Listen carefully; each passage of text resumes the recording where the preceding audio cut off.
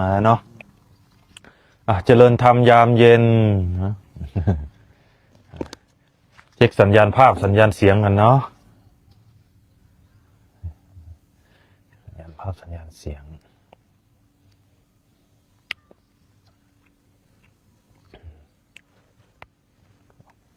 ปวดคอวันนี้ปวดคอปวดหัวกระลอกไล่กันไงภาพเสียงโอเคเนาะ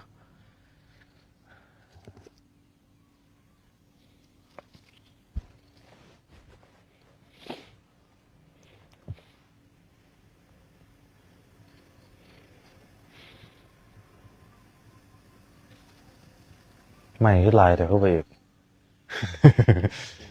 นี่ไม่มาส่งจังไหนยังสีสร้างเบิดภาพเสียงโอเคทำหลังคาทั้งยังกลมป่ะเสียงโอเคเนาะใครที่เข้ามาแล้วก็ฝากกดไลค์กดแชร์แล้วก็ร่วมส่งคำถามเข้ามาได้เนาะที่ทำทางบ้านปากพูดคุยกันเวลาเดิมคุยกันเรื่องอะไรวันนี้รู้ว่าอีก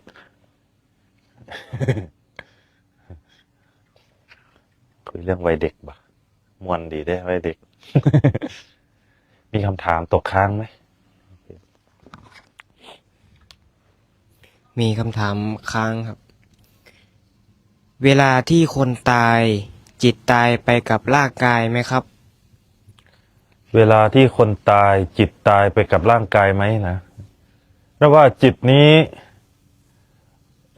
มันคนละส่วนเนาะมันคนละส่วนกับกายนะเวลาที่สังขารร่างกายเนี่ยกายหยาบเราเนี่ยตายลงเนี่ยจิตเขาว่ามันก็จิต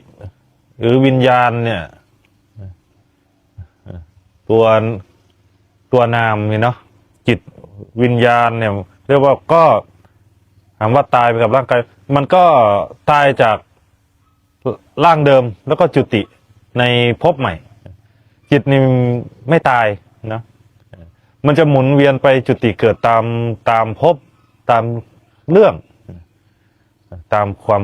เขาเรียกว่าความตามสภาพคล่องของจิตของใจนั่นแหละมันคล่องอยู่กับอะไรก็จุติเกิดอยู่กับสิ่งนั้นไม่ตายนะคือเปลี่ยนภพเปลี่ยนที่อยู่ไม่ตายแต่สังขารนี่ตายดับลงเห็นไหมจิตนี่ไม่ตายท่านก็เลยสอนให้เราจิตสุดท้ายนี่ถึงสำคัญเห็นไหมจิตนี่มันเปลี่ยนภพนะจิตใจวิญญาณเปลี่ยนภพมันจะไปตามสมบัติของใจสมบัติถ้าเรามีความคล้องติดอยู่กับสิ่งไหนก็จุติเกิดกับสิ่งนั้นก็เปลี่ยนภพคล้องกับหมาก็ไปกับแมวอย่างเงี้ยก็ไปจุติเกิดกับสิ่งนั้นคล้องกับอะไรก็ตามไปตามอำนาจของใจของที่คล้องอยู่หรือว่ามันก็คือเปลี่ยนภพเห็นไหมพอเปลี่ยนภพเป็นภพชาติชรามรณะเปลี่ยนที่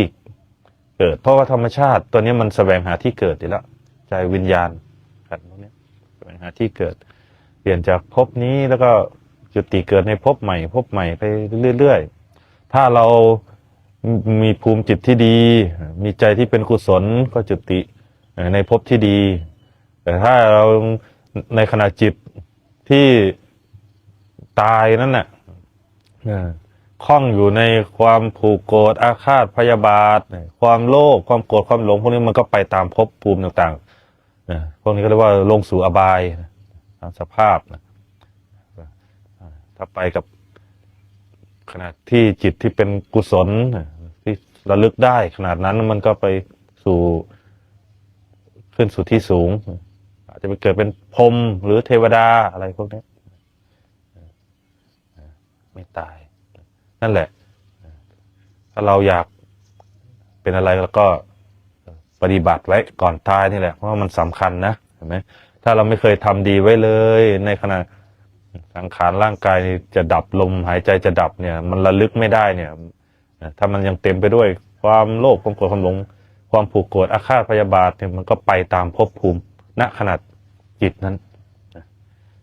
จิตไม่ตายเปลี่ยนภพ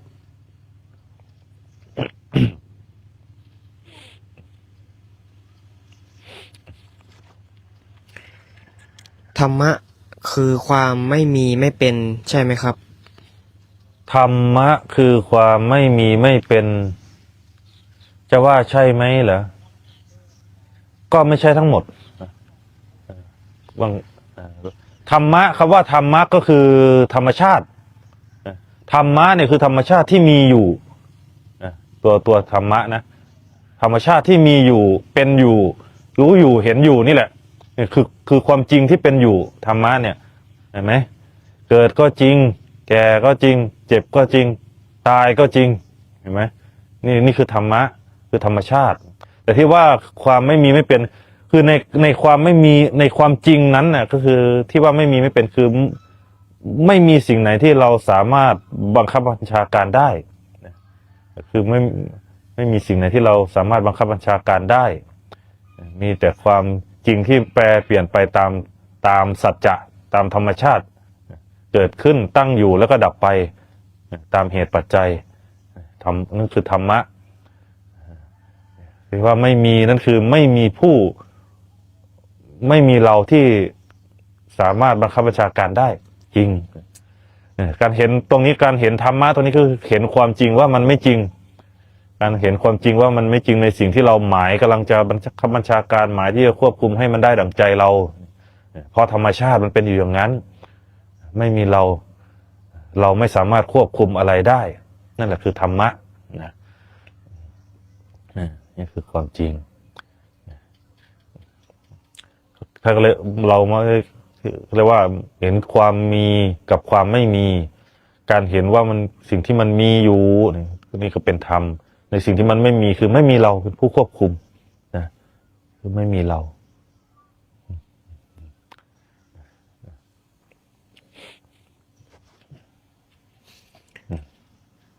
คำถามนี้ยาวหน่อยนะครับ น้อมกับครูบาค่ะ โยมมีข้อสงสัยโยมมีความทุกข์จากความเจ็บป่วยของญาติพี่น้องโยมก็อดทนดู สังเกตและไม่แทรกแซงตามคำสอนของครูบาแต่มันยังทุกข์มากโยมได้รับคำแนะนำให้คิดพิจารณาความตายเป็นสิ่งที่ต้องเกิดอยู่แล้วแต่ใจมันคิดไม่ได้มันอึดอัดแต่มันก็ยอมรับกับความจริงเรื่องความตายอยู่นะเจ้าค่ะคำถามคือทำไมโยมจึงตั้งใจคิดสอนไม่ได้แต่มันไม่ต่อต้านนะเจ้าค่ะรู้แค่ว่าอดทนอย่างเดียวไม่ต้องทำอะไรจริงๆแล้วโยมควรปฏิบัติอย่างไรเจ้าค่ะก็เบื้องต้นก็อดทนนั่นแหละเนาะอดทนแล้วก็เรียนรู้กับความจริงที่เรากำลังเผชิญอยู่เห็นไหมเห็นเมื่อคนใกล้ตัวอยู่ในภาวะที่เจ็บไข้ได้ป่วยภาวะใกล้สิ้นใจถ้าเรามองออกไปก็ไม่ใช่แค่เราเนาะทุกคนบนโลกนี้บ้านอื่นก็มีคนเจ็บไข้ได้ป่วยนั่นคือความจริงเราเห็นไหมว่าเราทุกข์ที่เราทุกข์เพราะอะไรเพราะความหวงความห่วงความสำคัญความยึดมั่นถือมั่นเห็นไหมถ้าเป็นคนที่ไม่ใช่ญาติเนาะคนอื่นคนที่เราไม่รู้จักตายเนี่ยเราก็จะไม่ทุกข์เลยนะเห็นไหมเราจะไม่ทุกข์เลยแต่ที่เราทุกข์เพราะเป็นคนใกล้ตัวไงเป็นคนของเราเห็นไหมเนี่ยมันมีคว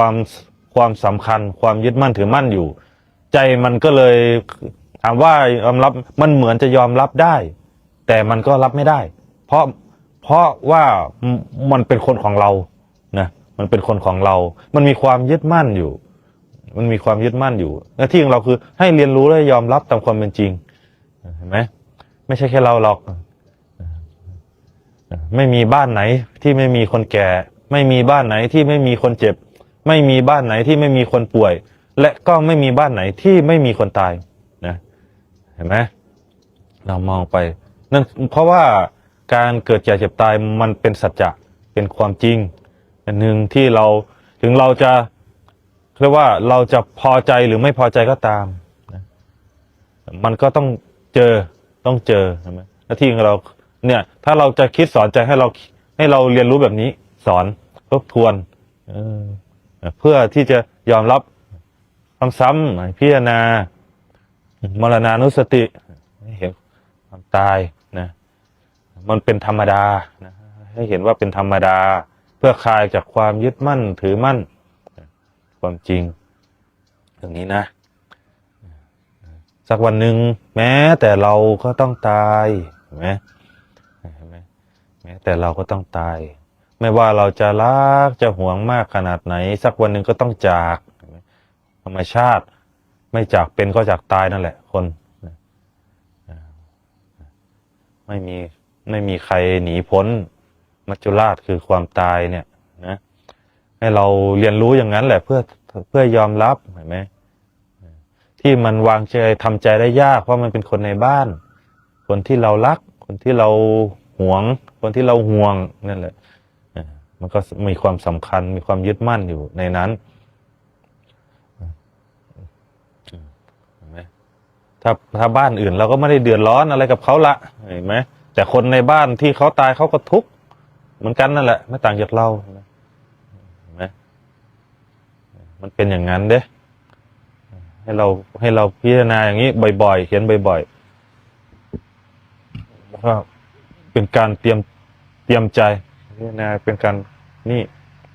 วางใจเพื่อมันเห็นบ่อยๆมันเข้าใจมันก็สามารถวางใจลงได้เพราะมันสามารถยอมรับได้รับความเป็นจริงนั่นเองต้องเห็นบ่อยๆสอนบ่อยๆแต่เบื้องต้นก็ต้องอาศัยการความอดทนนั่นแหละความอดทน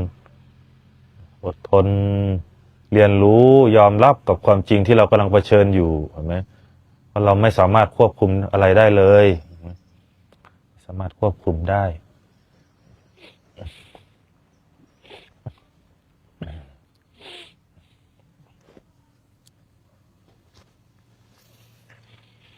จิตเป็นอนัตตามีแต่ไม่มีแสดงว่าจิตเชื่อไม่ได้ใช่ไหมครับมีแต่ไม่มีจิตเชื่อไม่ได้เป็นอนัตตามันก็ถามว่าเชื่อไม่ได้ไหมจิตเชื่อไหมเราจะตอบยังไงล่ะมันก็เชื่อไม่ได้นั่นแหละเพราะว่ามันก็ทำทั้งหลายไม่ควรสำคัญยึดมั่นถือมั่นเชื่อไม่ได้ท่านก็เลยสอนเรื่องของการรู้แล้วสลัดคืนไม่ให้สำคัญยึดมั่นถือมั่นเอา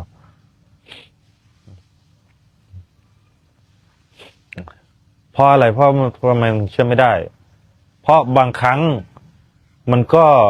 รู้ในสิ่งที่ดีบางครั้งก็รู้ในสิ่งที่ไม่ดีอย่างนี้นะ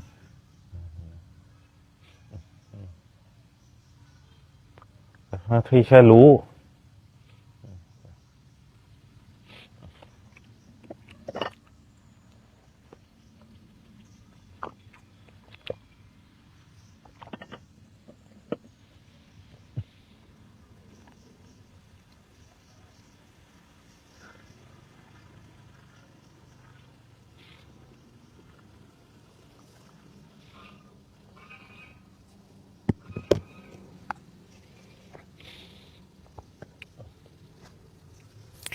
กราบนมัสการครับ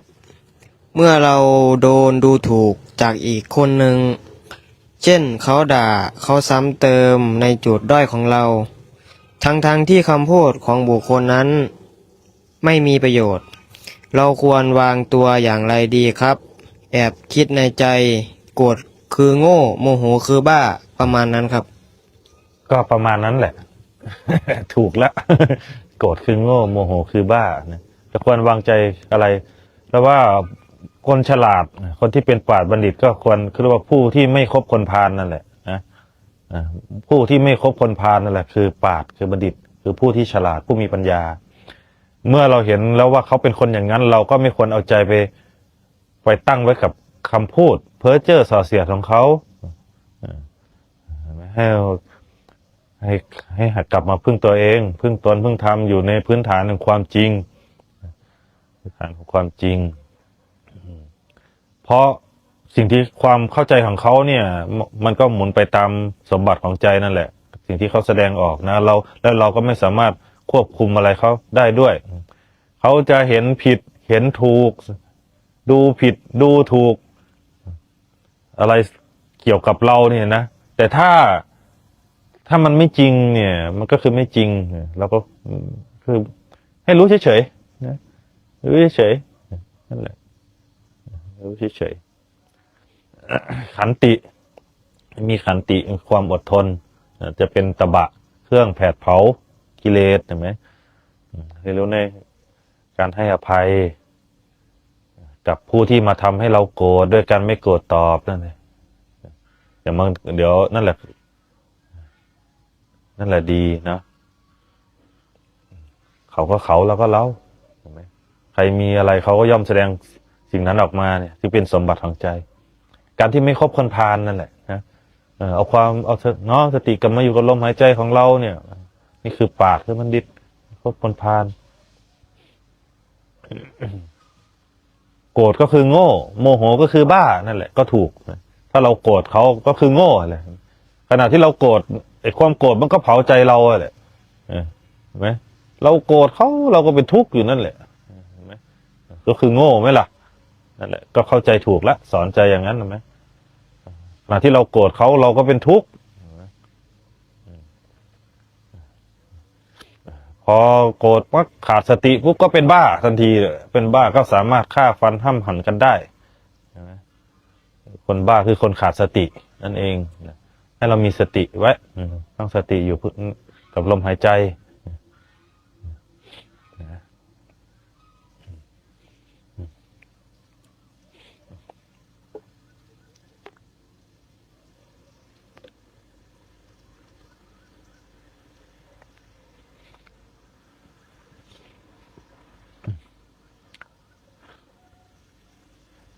เมื่อตอนกลางวันก็ได้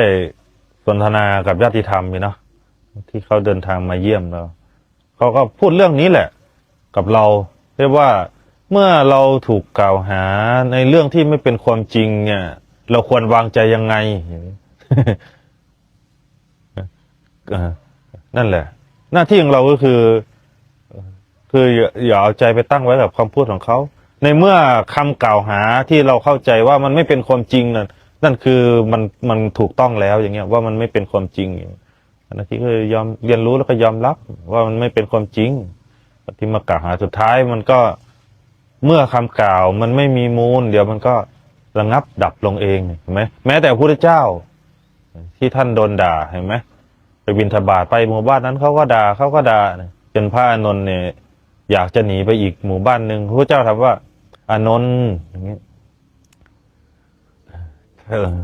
เธอจะหนีไปไหนถ้าหนีไปอีกหมู่บ้านหนึ่งถ้าเขาด่าล่ะเธอจะไปไหนอย่างนี้นะเห็นไหมพระเจ้าว่าคำกล่าวที่ไม่เป็นความจริงกล่าวถึงเรานี่นะถ้าเราไม่ไปโต้ตอบไม่ไปอะไรเนี่ยไม่เกิน7 วันเดี๋ยวก็ระงับดับลงมันเหมือนไฟเหมือนกองไฟที่ไม่มีเชื้อลุกขึ้นแป๊บเดียวเดี๋ยวมันก็มอดถ้าเราไม่เติมเชื้อเข้าไปแต่ถ้ามีคนกล่าวถึงเราแล้วเราพยายามโต้ตอบมันเป็นการเติมเชื้อมันทำให้ไฟนั้นปะทุขึ้นเรื่อยๆหน้าที่แค่ยอมรับแล้วก็ตั้งหลักอยู่ในพื้นฐานของความจริงใครจะรู้ก็ตามหรือไม่รู้ก็ตามแต่เรารู้นี่เห็นไหมใครจะเข้าใจหรือไม่เข้าใจเราก็ตามแต่ความจริงก็คือความจริงอย่างเงี้ยเห็นไหมนี่แหละนั่นแหละคือคนที่ฉลาดในการรักษาใจตนคือการไม่คบคนพาลถ้าเราจะไปคบคนพาลก็จะพาหาผิดอยู่ตลอดเห็นไหมพอคบเขามาชวนเราไปเป็นคนไม่ดีไอ้คำเพ้อเจ้อส่อเสียดคำกล่าวถึงเรานั้นมันเป็นคนพาลที่มาชวนเราไปในทางไม่ดีถ้าเราเผลอไปสู้รบไปโต้ตอบกับเขาปุ๊บนั่นแหละเราได้ตามเข้าไปละคอยตามเข้าไปละเห็นไหม ขอให้ตามเข้าไปแล้วกลายเป็นเรียกว่าไปคบคนพาลแล้วเห็นไหมทีนี้เราจะไม่มีทางสงบสุขเลยทีนี้ยอมรับเอง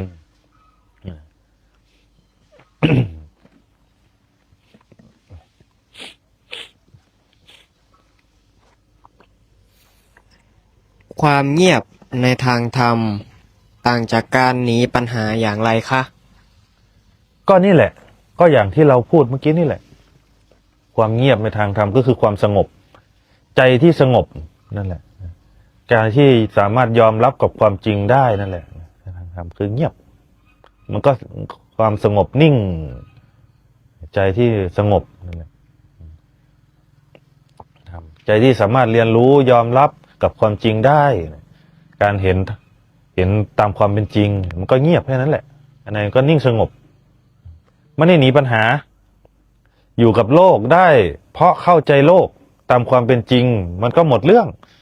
ไม่ทุกข์ไม่เดือดร้อนเพราะเข้าใจตามความเป็นจริง เข้าใจโลกธรรมทั้ง8โลกธรรมมีลาภเสื่อมลาภมียศเสื่อมยศมีสรรเสริญนินทาเห็นไหมถ้าเราเข้าใจ มีรักมีชัง มีมืดมีแจ้ง มีขาวมีดำมีผิดมีถูกถ้าเราเข้าใจความจริงได้ใจมันก็เงียบสงบแค่นั้นเองเสียงมาซุบซิบนินทามาถึงเราอยู่แต่ถ้าเราเข้าใจเรื่องโลกธรรมปุ๊บมันก็เงียบสงบใจเรามันก็นิ่งอยู่ไม่หวั่นไหวไม่ไหวติงเข้าใจตามความเป็นจริงเป็นอย่างนั้นคือนี่แหละคือไม่ได้หนีไม่ได้หลบอยู่กับโลกนี่แหละเงียบสงบนะทางธรรมอยู่กับโลกตามความเป็นจริงนี่แหละอยู่กับสมมติตามความเป็นจริงแต่ใจเป็นวิมุตติคือหลุดพ้นจากอารมณ์ที่อารมณ์ของโลกหลุดพ้นจากความเป็นโลกเงียบสงบภายในเนี่ยพอเข้าใจตามความเป็นจริงว่ามันเป็นอยู่งั้นแหละไหมเราจะพอใจหรือไม่พอใจมันก็เป็นอยู่อย่างนี้แหละหน้าที่ของเราแค่ใช้ปัญญาเนี่ยเรียนรู้ยอมรับกับความจริงตามความเป็นจริงได้ใจเราจะเงียบสงบมากเลยเห็นไหมอยู่ท่ามกลางเสียงที่คือคมก็เงียบภายในก็เงียบอยู่ท่ามกลางผู้คนเป็นร้อยก็เงียบสงบใจมันความสงบนะอยู่เหนือโลกอยู่เหนือโลกคำว่าอยู่เหนือโลกคืออยู่เหนืออารมณ์เพราะว่าโลกก็คืออารมณ์นะ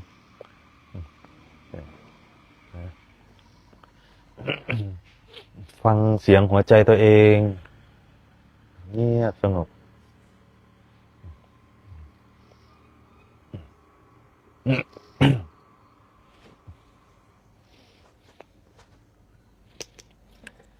ถ้าเรายังเจ็บกับเรื่องเดิมซ้ำๆแปลว่าเรายังไม่เข้าใจธรรมตรงไหนคะ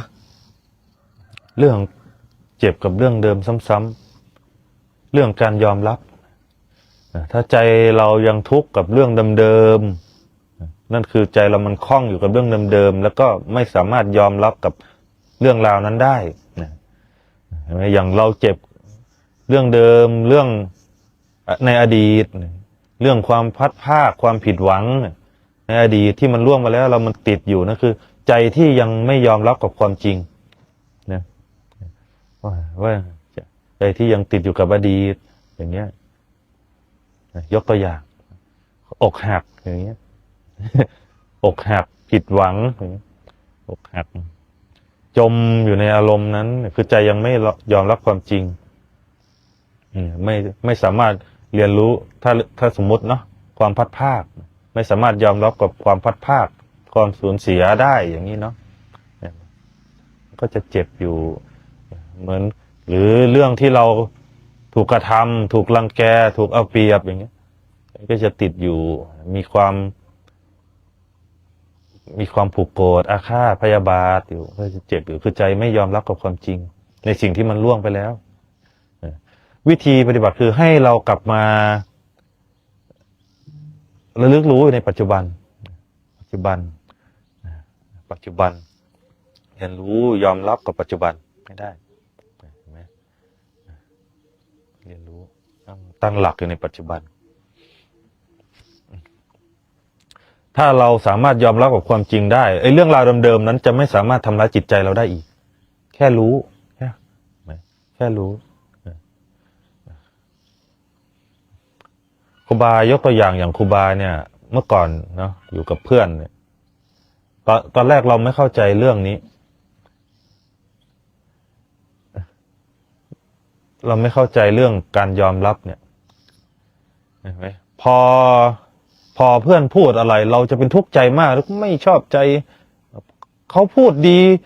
เขาพูดคำพูดธรรมดามาก แต่เรารู้สึกโกรธรู้สึกไม่พอใจเจ็บใจมากในคำพูดของเขาอย่างเงี้ยแต่พอเราได้เรียนรู้ในการยอมรับปุ๊บเนี่ย เชื่อไหมว่าคนเดิมการกระทำเดิมคำพูดแบบเดิม เรากับไม่รู้สึกว่าโกรธเคืองอะไร เรากับรู้สึกว่า เอ้ยรับได้ทั้งที่คำพูดเดิมเรากับเห็นประโยชน์อย่างเงี้ยแต่เมื่อก่อนใจที่มันไม่ยอมรับเนี่ย พอได้ยินได้ฟังมันเป็นโทษหมดเลยเห็นไหมใจที่ยอมรับกับความจริง มันจะเคลียร์ออกเลยอารมณ์นะเคลียร์ออกเลยเหมือนเรื่องอย่างเรานี่เนาะเราเนี่ยเมื่อก่อนเราก็เคยมีแฟนเราก็เลิกกันไปนานนะ9 ปี10 ปีเนี่ยแต่ทำไมมันยังติดอยู่ในใจวะอย่างเงี้ยมันเหมือนมันมีตอนที่เลิกกันใหม่ๆมันเหมือนมันมีความน้อยใจความผิดหวังความอะไรที่มันติดอยู่มันไม่ได้ถูกเคลียร์ออกพอเรามาบวชมาภาวนาเนี่ยเอ้าทำไมทั้งที่เลิกกันไปนานมันเหมือนจะลืมนะเหมือนจะลืมมันทั้งที่มันไม่ได้เจอกันเลยมันลืมแต่พอมาภาวนาปุ๊บทำไมภาพสัญญาเดิมปรากฏทีนี้สัญญาเดิมปรากฏเอ้ามันพอมาภาวนาปุ๊บเอ้ามันเหมือนเรายังอยู่ด้วยกันอยู่เลยอย่างเงี้ยอยู่ในสัญญานั่นนะในสัญญาในอดีตมันไปเห็นเรื่องราวมันมีทั้งความผิดหวังความ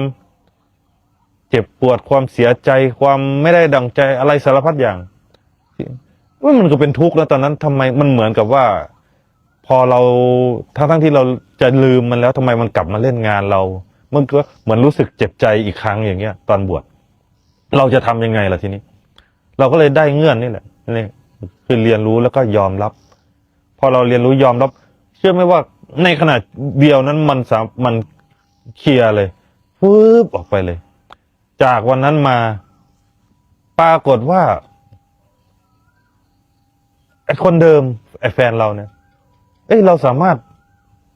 เห็นได้เหมือนเดิมแต่ใจเราไม่ทุกข์เลยไม่มีความเจ็บไม่มีความผูกโกรธไม่มีความอาฆาตพยาบาทพอเรามองไปเห็นชีวิตเขาดีเรากับมีความยินดีโอ้ดีแล้วเห็นเขามีครอบครัวใหม่ดีคงดีกว่าที่อยู่กับเราอย่างเงี้ยมันกลับเป็นความยินดีไปเลยไอ้ความเจ็บปวดตั้งแต่กันไปมันกลับหายไปเลยแค่เรายอมรับความจริงมันติดนะบางทีมันติดในสัญญามันเหมือนจะลืมแต่พอมันทวนกลับมานี่มันโอ้โหเรารู้ไม่ทันเนี่ยนั่นแหละคือการยอมรับความจริง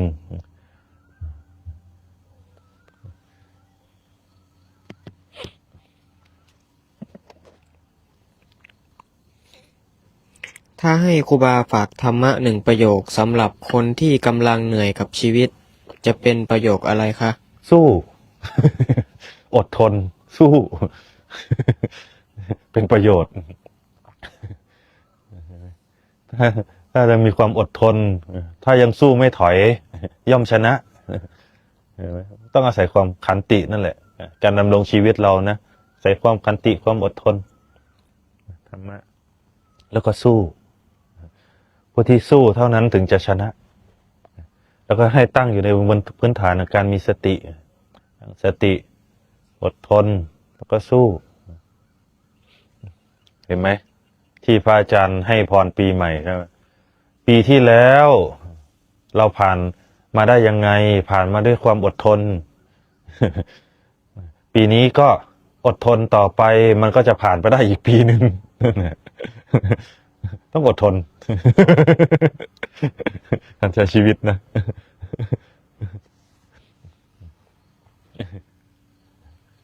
อดทนธรรมะข้อใดที่ครูบาคิดว่าคนยุคนี้เข้าใจผิดมากที่สุดคะเราก็ไม่รู้ล่ะ ธรรมะข้ออะไรล่ะเข้าใจผิด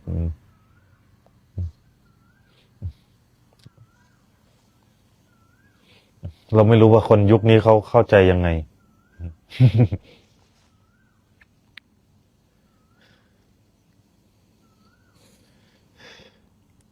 ถ้าเสียงในหัวใจมันชอบตำหนิคนอื่น ชอบวิพากษ์วิจารณ์คนอื่น อยู่ในใจ แต่ไม่พูดออกแบบนี้บาปไหมครับ ไม่บาปหรอกไม่บาปมันเป็นการระงับมันเป็นการซึ่งรู้ทันซึ่งกายวาจาใจอยู่ไม่บาปให้ดูที่เจตนานะดูที่เจตนานึกออกแล้วธรรมะข้อไหนที่คนยุคนี้เข้าใจผิด ที่เห็นบ่อยๆก็คือเรื่องการให้ทานเข้าใจผิดนะเคยได้ยินเราไปเคยได้ยินแม้แต่พระก็สอนผิดนะการให้ทานใช่ไหมว่าทานมากได้มาก ทานน้อยได้น้อย ถ้าใครอยากไปสวรรค์ชั้นสูงๆก็ต้องให้ทานมากๆเนี่ยคนเข้าใจผิด เรื่องการให้ทานเราก็เลยโดนหลอกง่ายการให้ทานก็อย่างที่เราเคยพูดแหละทานเนี่ยขึ้นอยู่กับกำลังศรัทธาการศรัทธาเนี่ยถ้าเรามีศรัทธาที่จะทำบุญแม้แต่เงินบาทหนึ่งสลึงหนึ่งนี่ก็ได้บุญมากให้เรารู้ไว้เราจะได้ไม่ตกเป็นเหยื่อทานนี่นะการให้ทานเนี่ยต้องประกอบไปด้วยสติและปัญญาศรัทธาด้วยต้องมีปัญญาในการให้ไม่งั้นจะตกเป็นเหยื่อเขาหลอกได้ถ้าทาน100 ล้านจะได้ไปสวรรค์ชั้นนั้นชั้นนี้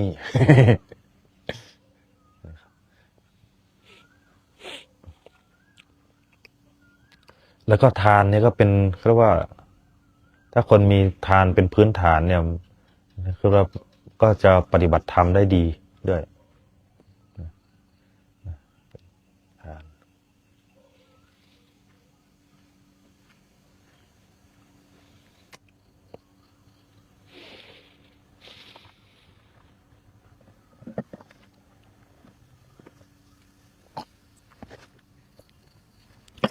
ภาวนาอย่างไรให้เห็นความคิดเป็นสังขารปรุงแต่งคะทุกวันนี้ภาวนาก็ยังรู้สึกว่าเป็นตัวเราคิดเองค่ะเบื้องต้นเราต้องให้มันมีความสงบก่อนต้องสามารถแยกเอาสติมาตั้งให้อยู่กับมั่นอยู่กับลมหายใจให้ได้ก่อนแล้วเราจะสามารถเห็นได้ว่าเมื่อสติตั้งมั่นอยู่ในลมหายใจเนี่ยมันผูกจิตไว้กับลมหายใจเราจะเห็นความรู้มันจะถูกแยกออกเห็นความคิดเป็นความคิดจากผู้คิดจะกลายเป็นผู้มาเห็นความคิดเมื่อมันถูกแยกออกหรือที่ท่านว่าแยกธาตุแยกขันธ์ในนิยามคำว่าแยกธาตุแยกขันธ์ที่พูดนี้ก็คือมันจะแยกตัวธาตุรู้เนี่ยคือผู้รู้เนี่ยออกมาเมื่อสติเนี่ยไหมมันจะผู้รู้เนี่ยจะมารู้เด่นอยู่ที่ฐานจะเห็นขันธ์ทำงานเห็นความคิดทำงานจะเห็นแล้วว่าอ๋อมันคิดไม่ใช่เราคิดเพราะว่ามันไม่มีเจตนาตอนนั้นจะเห็นเราจะเห็นความคิดที่มันคิดได้สารพัดอย่างเลยแต่ความคิดนั้นก็ไม่สามารถตั้งอยู่เกิดขึ้นแล้วก็แปรเปลี่ยนถ้าความรู้เรามาตั้งมั่นอยู่ที่ฐานต้องภาวนาอย่างนี้ได้ให้จิตตั้งมั่นอยู่ในลมหายใจให้ได้พอสติมีกำลังแล้วมันจะรู้เองมันจะเห็นเองจะเห็นความคิด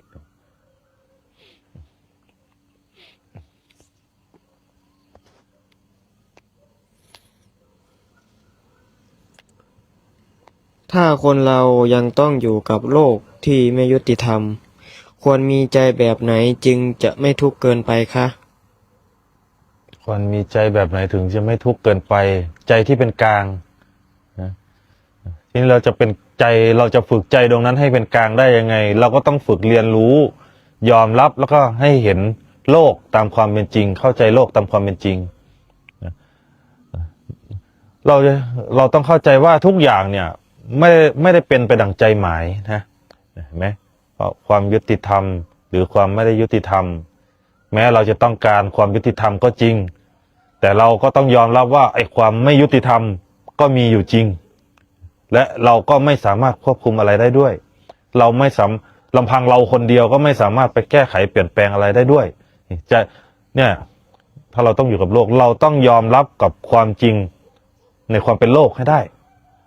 ถ้าเราเห็นอย่างนี้คือใจเราเป็นธรรม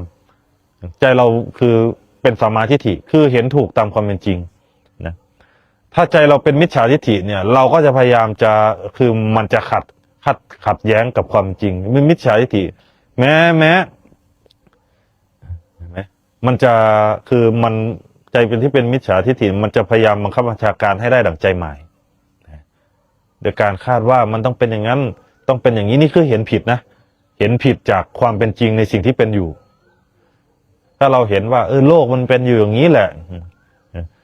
คนที่เพ้อเจ้อส่อเสียดก็มีอยู่จริงคนที่เห็นแก่ตัวก็มีอยู่จริงเนี่ยเราก็เรียนรู้ยอมรับกับมันนะถ้าเรายอมรับกับมันคือเราไม่เอาใจเข้าไปเล่นเรื่องนั้นคือเห็นโลกตามความเป็นจริงเข้าใจโลกตามความเป็นจริงนั่นแหละสัมมาทิฏฐิจะถูกตั้งอยู่ใจที่เป็นกลางจะสงบเพราะมันยอมรับตามความเป็นจริงไม่ได้หมายที่จะควบคุมบังคับบัญชาการเปลี่ยนแปลงอะไรเพราะมันไม่สามารถบังคับบัญชาการเปลี่ยนแปลงอะไรได้นี่แหละที่ว่าเห็นความจริงก็คือเห็นว่ามันไม่จริงในสิ่งที่เราคาดไว้หวังไว้ว่าต้องเป็นอย่างนั้นต้องได้ดั่งใจสุดท้ายมันก็ไม่จริงคืออนิจจังคือมันไม่เที่ยงนะมันไม่เที่ยงไม่แน่เห็นว่ามันเห็นไหมถ้าเราเห็นอย่างนี้ได้ใจมันจะตั้งอยู่ในความเป็นกลาง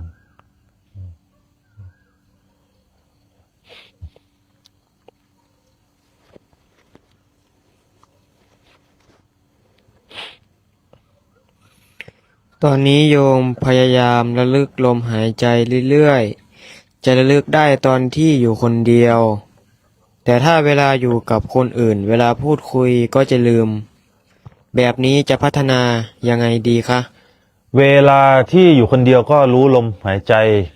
แต่เวลาพูดคุยให้รู้อารมณ์ให้เฝ้าดูใจตัวเองเวลาพูดคุยนะให้เฝ้าสังเกตว่าการสนทนาเนี่ยเป็นไปยังไงมันประกอบไปด้วยทิฏฐิมานะไหมเห็นไหมมีความสำคัญในความเห็นของตนไหมเนี่ยเวลาพูดคุยเวลาหยุดพูดก็อยู่กับลมหายใจนั่นแหละธรรมชาติมันจะรู้ทีละอย่างเห็นไหมเวลาอยู่เฉยๆก็รู้ลมหายใจไว้เวลาพูดคุยก็ให้รู้ทันอารมณ์รู้ทันตัณหาภายในใจตนเฝ้าดูใจตัวเองเวลาที่สนทนาคำพูดของเรามันเป็นไปเพื่อกดข่มคนอื่นลงไหมมันพูดเพื่อที่จะเอาชนะไหมพูดเพื่อที่จะยกตนเหนือกว่าไหมนี่ให้เรารู้อย่างนี้นี่แหละวิธีปฏิบัตินะถ้าเห็นอย่างนี้ปุ๊บมันจะได้ประโยชน์ได้ทั้งสติแล้วก็ปัญญาอยู่ในตัวสติสมาธิปัญญาอยู่ในตัวถ้ามันเห็นมันก็สงบนั่นเอง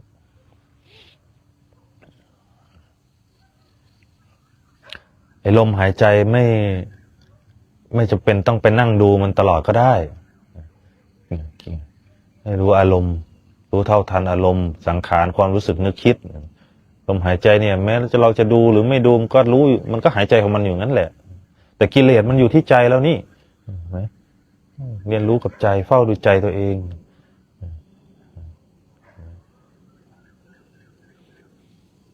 ไม่ต้องไปเพ่งลม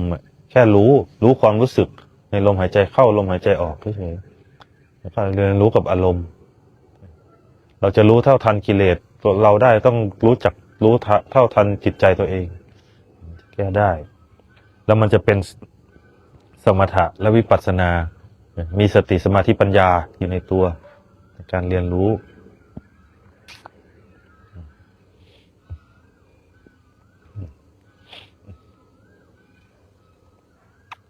เพราะบางทีการที่เราไปนั่งรู้ลมหายใจโดยที่ไม่อยากให้มันมีอะไรเกิดเลยมันเป็นการกดข่มการทำสมาธิทำฌานเพื่อที่จะกดข่ม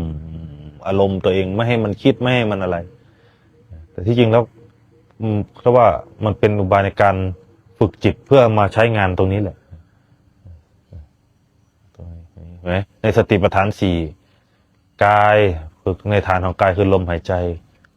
กายเวทนาจิตธรรมเห็นไหมมันเป็นขั้นเข้าไปในขณะเดียวกันเนี่ยรู้ธรรมจะรู้ธรรมเห็นธรรมก็ต้องมาเรียนรู้เท่าทันอารมณ์จิตใจตัวเอง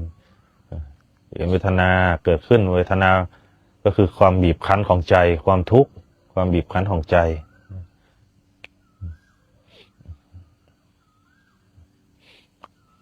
เราฝึกมาเนี่ยนะเราก็ไม่ฝึกดูลมนะ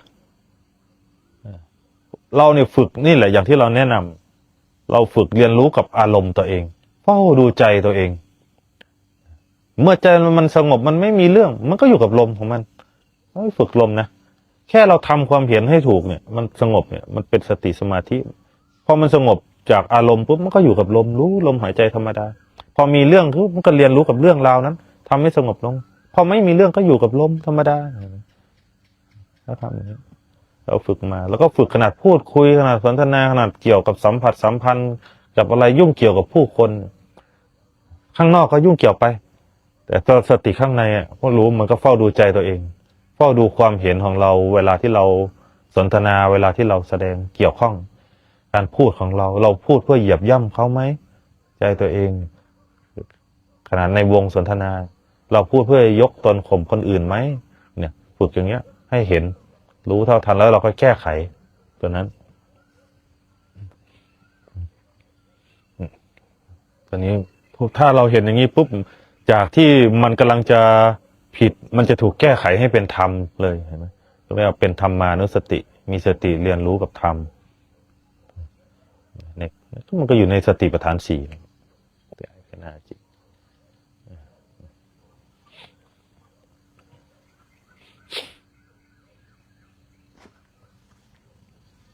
แสบตาเถอะวะไฟเมื่อร่างกายเจ็บป่วยจนใจอ่อนแรงเราควรดูแลใจอย่างไรไม่ให้ทุกข์ซ้ำทุกข์ตามหลักพระพุทธศาสนาคะก็ยอมรับกับความจริงที่เรากำลังเผชิญอยู่ถ้าเรายอมรับได้ใจมันก็ไม่เหนื่อยแค่นั้นแหละ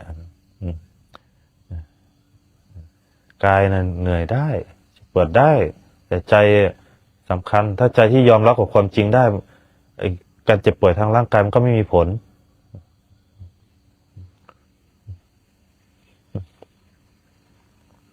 มันก็สามารถวางกายได้แค่นั้นแหละยอมรับแม้ให้เห็นว่าเห็นไหมพุทธศาสนาแม้ว่าเรามีความแก่เป็นธรรมดาพิจารณาให้มันเห็นเป็นธรรมดาแล้วก็ยอมรับตามความจริงในสิ่งที่มันเป็นเรามีความเจ็บไข้ได้ป่วยเป็นธรรมดาเราก็พิจารณาให้เห็นความจริงว่าโอ้มันเป็นธรรมดาเห็นไหมทุกคนเรามีความตายเป็นธรรมดาเราก็พิจารณายอมรับเป็นธรรมดาให้มันเห็นใจมันจะไม่หวั่นไหวใจมันจะไม่หวั่นไหวแล้วก็ฝึกเจริญในเรื่องของในการสร้างเหตุคือสร้างบุญกุศลพวกนี้เพื่อรองรับถ้าใจมันมีบุญหล่อเลี้ยงมีกุศลคือกรรมดีรองรับแล้วมันจะตายมันก็ไม่ได้หวั่นแล้วเพราะมันสร้างคุณงามความดีไว้แล้วนี่เห็นไหมถ้าเรื่อลึกถึงคุณงามความดีเนี่ยใจเป็นบุญเนี่ยเห็นไหมคือมันไม่ได้ตายเปล่ามันไม่ได้เกิดมาเสียประโยชน์เนี่ยมันได้สร้างให้มันระลึกอย่างนั้นนะในกุศลเหตุที่สร้างไว้ความดีที่สร้างไว้ใจมันจะมีกำลังตายก็ตายแล้วคือตายแบบคุ้มค่าแล้วอย่างนี้เนี่ยตัวนี้แหละมันจะมีส่วนช่วยเลี้ยงใจ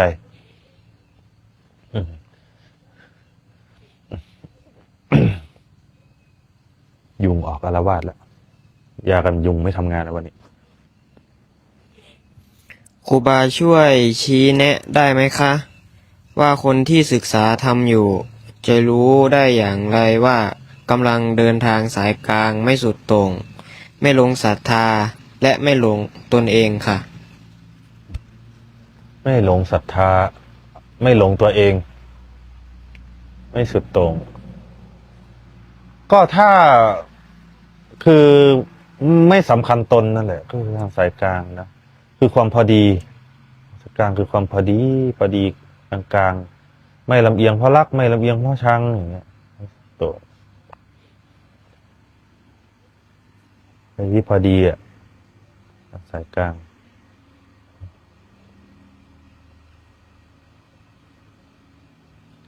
แล้วก็ไม่สำคัญตนด้วยไม่สำคัญตนคือไม่หลงทางถ้าไม่สำคัญตนถ้ามันมีความสำคัญตนสำคัญในความเห็นของตนในมานะตนตรงนี้มันก็ยังหลงอยู่คือการปฏิบัติธรรมเนี่ยมันปฏิบัติไปเพื่อความพ้นไปมันไม่ได้มันพ้นไปจากการมีการเป็น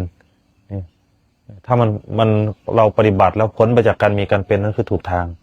แต่ให้เราสังเกตว่าถ้าเราปฏิบัติแล้วยังเป็นอยู่นั่นคือยังหลงอยู่นั่นเองเพราะมันยังมีความยึดอยู่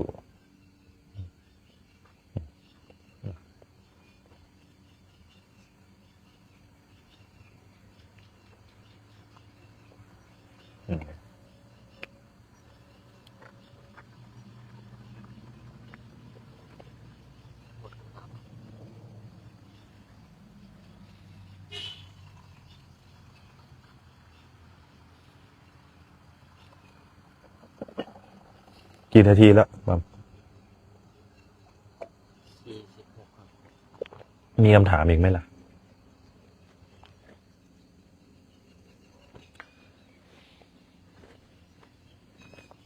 ยุงเริ่มอาละวาดแล้ว วันนี้ดูมืดเร็ว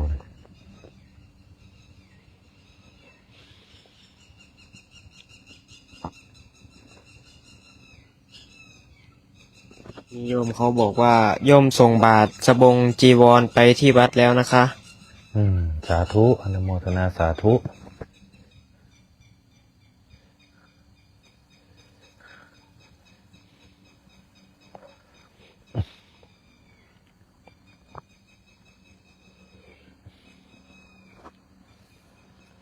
เราจะรู้ได้อย่างไรคะว่าปฏิบัติก้าวหน้าไหมปฏิบัติก้าวหน้าไหม ถ้าเราสังเกตว่าใจเป็นยังไงปฏิฆะความขุ่นเคืองลดน้อยถอยลงไหมโลภะความโลภลดน้อยถอยลงไหมโทสะโมหะเป็นยังไงนั่นแหละก้าวหน้าเพราะว่าธรรมชาติเราก็เป็นอยู่กับสิ่งเหล่านี้โลภโกรธหลงถ้าพวกนี้ลดน้อยเบาบางลงคือก้าวหน้านั่นเองเห็นไหมใจเราก็เริ่มสงบลงเริ่มเว้นจากโทษออกห่างจากโทษคือก้าวหน้า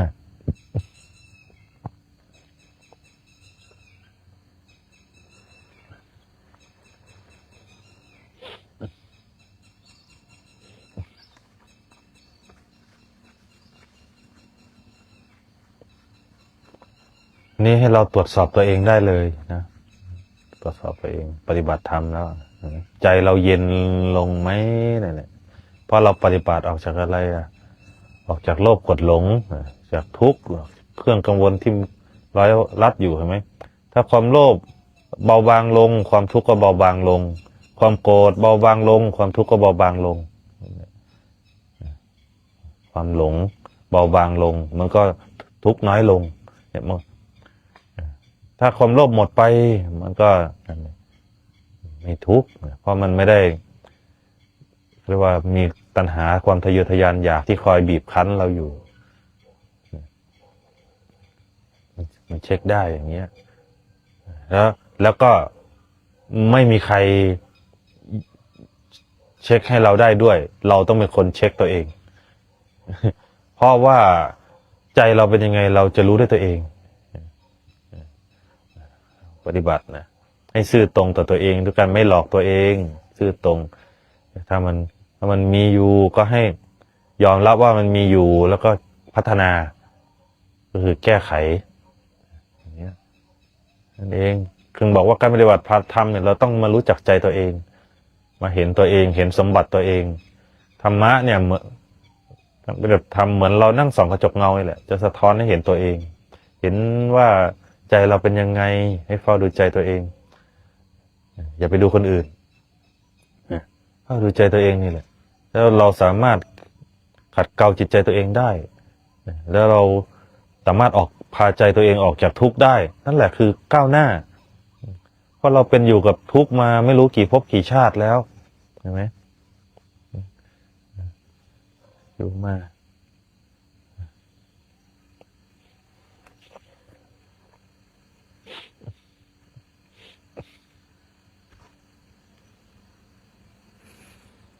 กราบเรียนถามพระครูบาครับ ลมจะเป็นออโต้ได้ต้องเห็นอะไรไหมครับ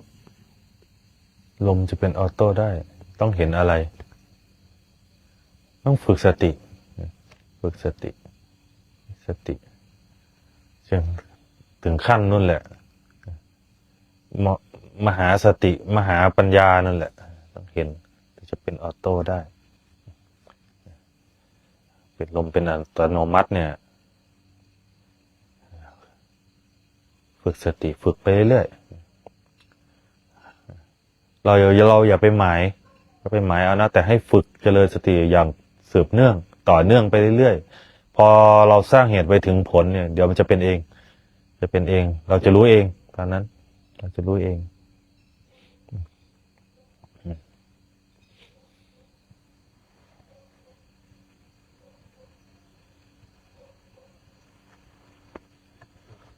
มีคำถามแล้วนะแสบตาด้วยตอนนี้ไฟส่อง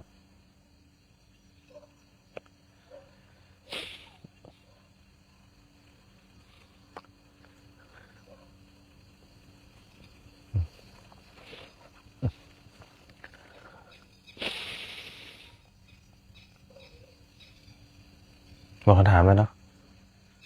หมดคำถามแล้วก็เอาแค่นี้แหละเนาะวันนี้ก็สมควรกับเวลาแล้วก็ขอให้เจริญในธรรมโดยทั่วหน้ากันทุกท่านทุกคนเทอญ